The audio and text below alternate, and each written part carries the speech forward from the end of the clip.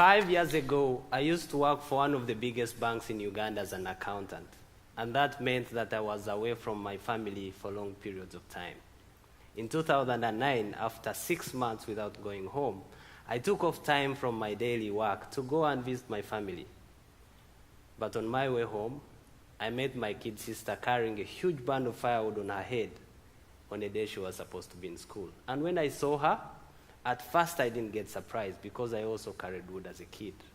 But when she saw me, instead of being happy, she started crying. And she cried so hard that at first I thought maybe she was overwhelmed with joy because I hadn't been home for 6 months. But as I continuously came closer, she even cried harder, and I was confused. I thought maybe a snake had bit her, or my mother was terribly sick. So I got really concerned.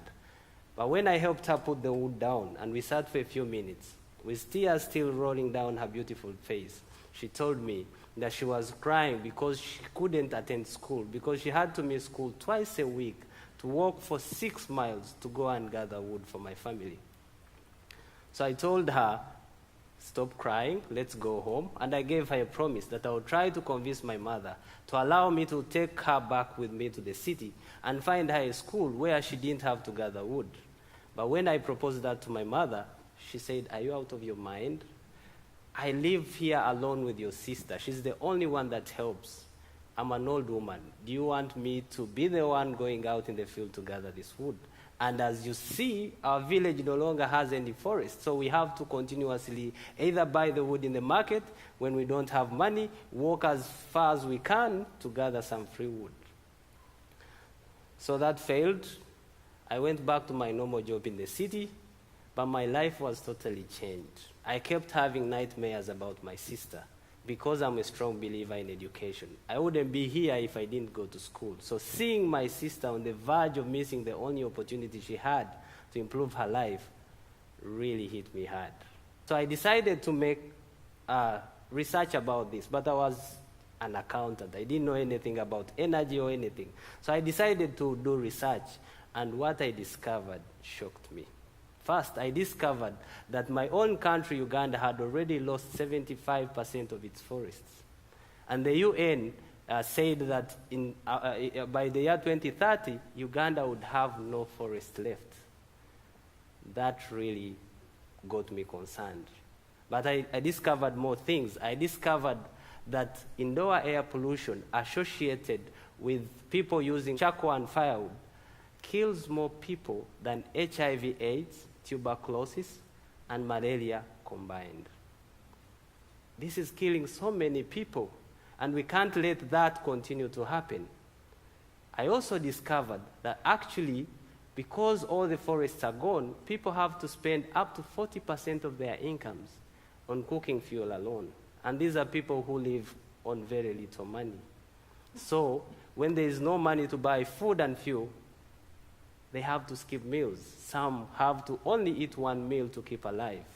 So with all this information, I couldn't just continue with my luxurious life with a comfortable job. So I decided to do something.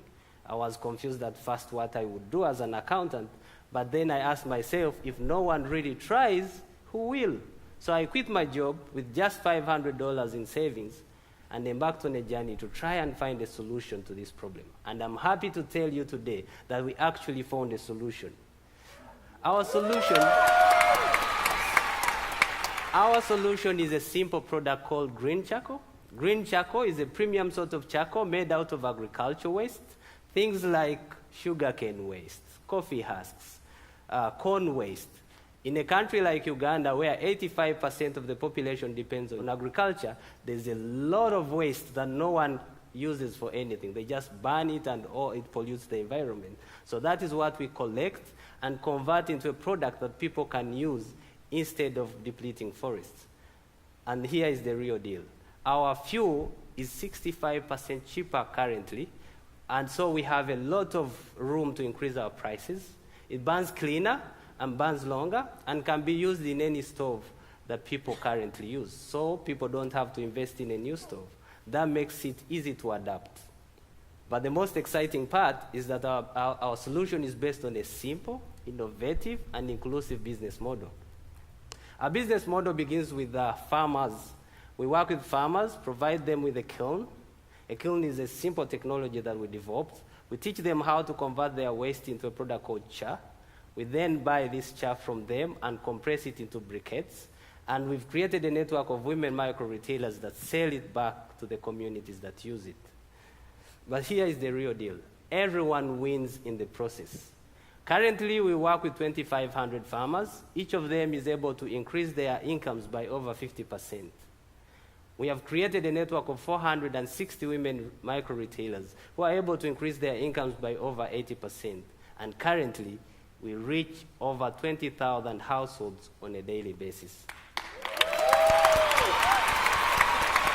And our biggest problem now is that demand exceeds our supply. People have started knowing about the product, and we are working hard with the team to ensure that we increase our production capacity so that in about 10 years, every household in sub-Saharan Africa that needs fuel can have access to clean and affordable fuel. Therefore, if you care about stopping global deforestation, if you care about reducing CO2 emissions, if you care about reducing the number of people who die every day because of indoor air pollution, I invite you to come talk to me after this. Visit our website, come to Uganda, find out how you can work with us, and together we shall change the world. Thank you very much.